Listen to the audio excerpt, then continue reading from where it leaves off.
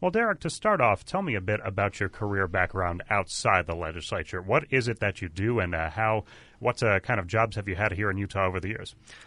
Well, often I refer to myself as a recovering attorney. It's a breed, and anyone who's an attorney knows exactly what I'm talking about. I've practiced law in the past and left the practice of law when a number of years ago my family started a small business. We had kind of an interesting story. I have a niece who was born deaf, and a number of years ago we all started learning sign language. And my wife actually had the idea, let's create a show that teaches kids sign language. Oh, wow. And from that it became a program that was on the air. It was on PBS, and we have interstitials on Nick Jr. It's called Signing Time, and it teaches children sign language. And we have a number of educational products that basically are focused on helping children communicate. And along that front, you've been involved in some other nonprofit efforts as well. I understand you recently spent some time in Ghana. Tell me about that trip and other ways that you're involved in the community. Well, I spent a couple of years ago. I was in Ghana with a nonprofit, and specifically working with a deaf school there, and that was a lot of fun. I actually about a week ago returned from Ukraine, and I was there teaching in law schools and teaching courses about the American legal system and sort of how we do things here in America. They are still in Ukraine and in a lot of these post-Soviet countries are still struggling with the transition to democracy and what it's like. And, it was just a fascinating experience to teach classes, and I had a class where we talked about the presumption of innocence and what that means. And I had students that said, well, here we have a presumption of innocence as well. And I said, well, what does that look like? In the courtroom, what does that look like? And I had one student in a class that said, well, you have the judge, you have the defendant who sits in the cage, you have the two attorneys. And I said, wait a minute, what do you mean in the cage? And it was interesting to watch all of the students kind of look at him, and he looked at the students, and they all kind of nodded and went, yeah, that doesn't really make sense if our defendant is presumed to be innocent, but he's sitting in a cage. And anyway, it was just fun to kind of talk about these concepts and help them kind of open their mind a bit. Tell me a little bit about your career as a professional pianist. It sounds like musical talent and, the arts, something that your family's heavily involved in.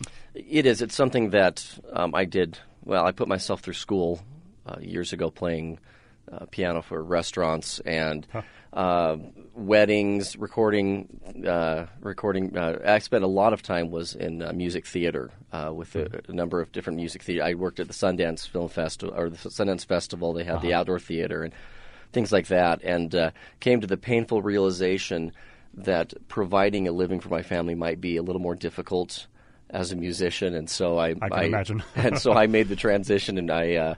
After being a musician with an undergraduate degree in English literature, I did what any reasonable person would do and got a graduate degree and a law degree, and basically, tried to figure out, something that would actually put food on the table. So, but it's something you've stayed involved in, though, the arts, despite your professional career. Yes, on and off. I've had. I've been involved myself, but now I have. My kids actually are much more involved than I am now in those sort of things, and so. Tell me a little bit about how you came to run for the Utah legislature in 2010. What inspired you to take this leap into politics? Well, I think everyone has a moment where they think, boy, maybe I could make a difference. I mean, for me, it was the fact that we had an individual who was representing my area, who was the head of government relations for a labor union and our legislator simultaneously. And I heard about that and thought that can't be right. You can't here in Utah be both a legislator and a lobbyist simultaneously. That seems bizarre. And I looked into it, and sure enough, you can, and this person did. And I remember thinking, you know what, that's not right. I'm gonna throw my hat in the ring. And this person had 2 years prior had beaten the sitting Speaker of the House, and so it was quite a coup, and it was a huge undertaking, and it was a lot of work, but it paid off, and 2 years ago was the first time I ran, and consequently the first time I won. Was that the first time you'd ever gotten involved in politics? Did this come out of the blue, or was this something that you kind of been working your way up to? No, it was something. I spent a number of years when I lived in D.C. I moved there after I clerked for a federal judge, and ironically, I worked for a firm that I was recruited by a guy named Mike Lee, who at the time was an associate there at the firm like myself, and this was years before he ever ran for the Senate. And so I did that for a number of years, practiced in the constitutional law area and some intellectual property. And then I had about a 3 to 4 month trial where I didn't see my family at all. And at the end of that, I mean, it was exhausting, and it sort of came to an end. And shortly after that, I got a call from a friend of mine who worked with Senator Bennett, and he said, our legal counsel just went to a firm. Would you have any interest in working on the Hill?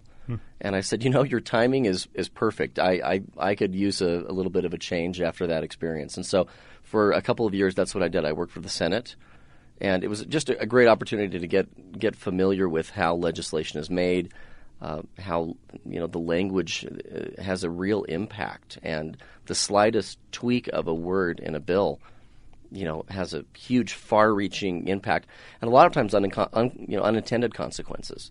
And so that here in the Utah State Legislature, that's kind of something that we always discuss when we have legislature that comes up, or legislation, is we say, what are the unintended consequences? We know what we're trying to do, but for every problem you fix, there are 10 potential problems you create.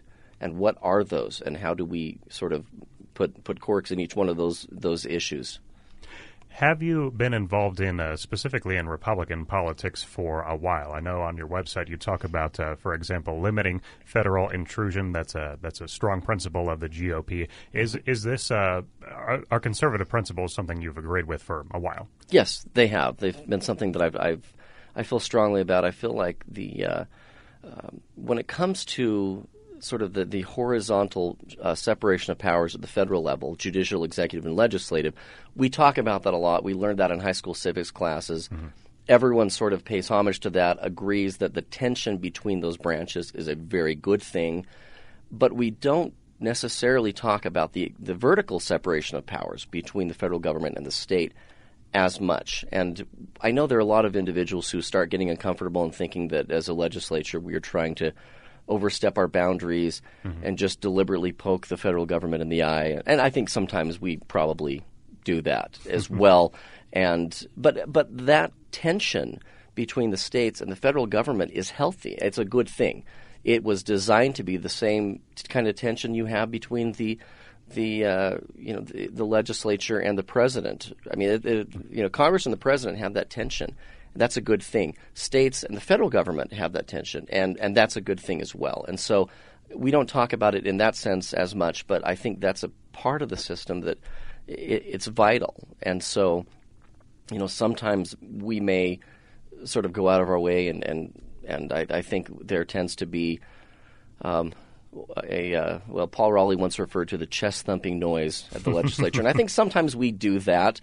And I think there's good reason. I think that by and large, the attitude that we have is that someone closest to the problem is better equipped to solve the problem. I mean, any large company across the world that has to be competitive understands that the person closest to the problem needs to be empowered to solve the problem and is likely to have the best approach to solving it. And so here in Utah, we feel like, on things like Medicaid, for instance, this is a huge issue, and it may well be the biggest issue of the next session.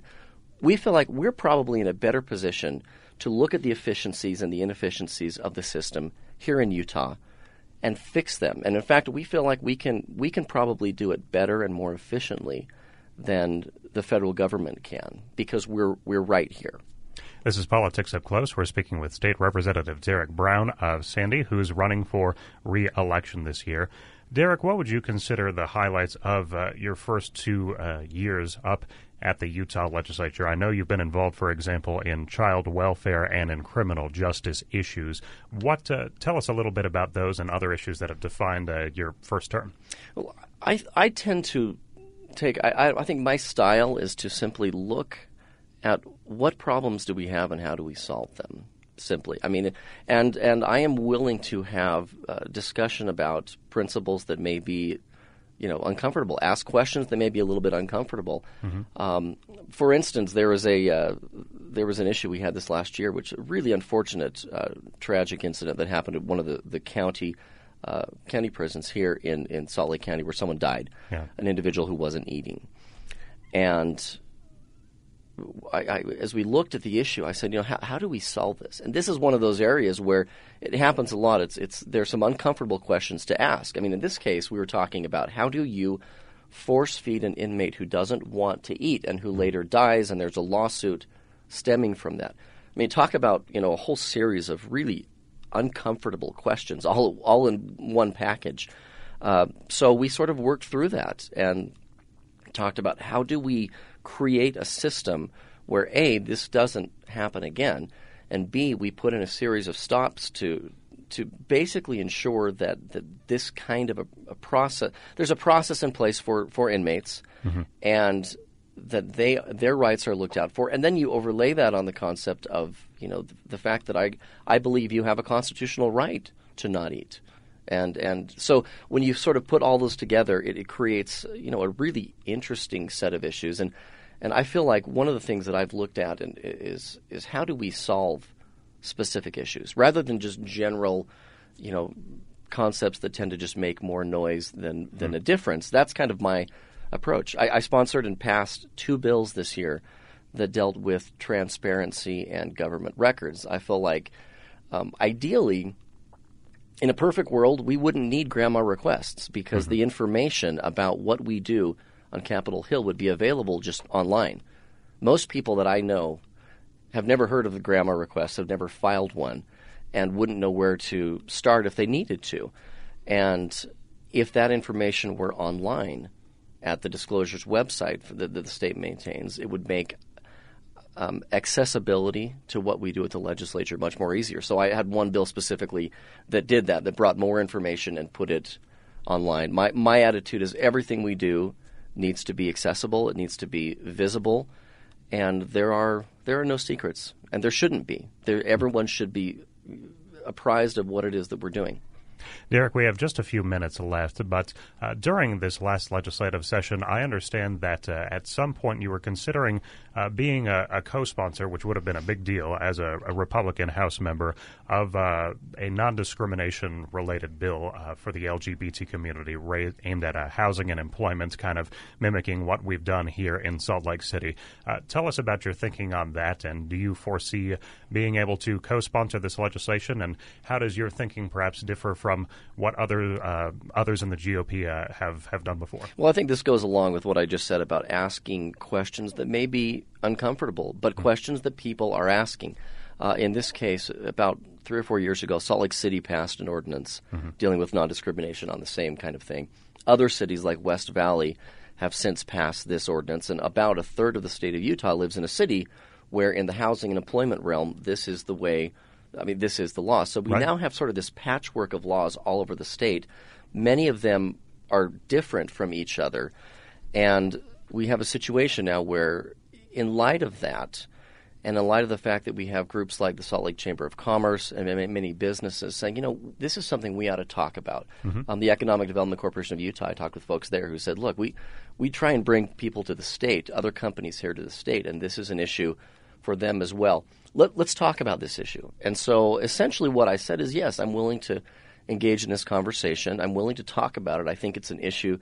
At some point when you have a number of laws citywide that are on the same issue but that contradict each other, at some point it may make sense to sort of harmonize those at the state level.